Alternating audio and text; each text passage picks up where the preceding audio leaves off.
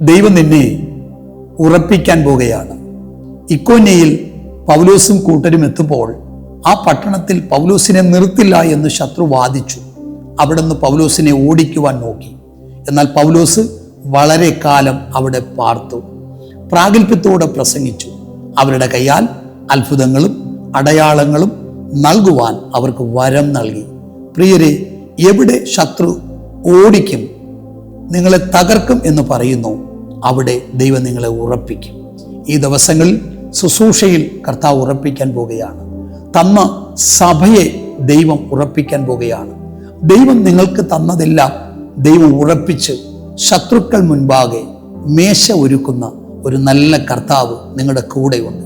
ഈ ദിവസങ്ങളിൽ ഭാരപ്പെടരുത്, നിരാശപ്പെട്ടു പോകരുത്.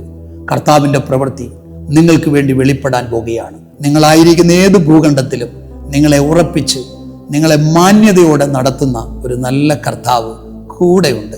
കർത്താവ് നിങ്ങളെ അനുഗ്രഹിക്കട്ടെ. ആമേൻ.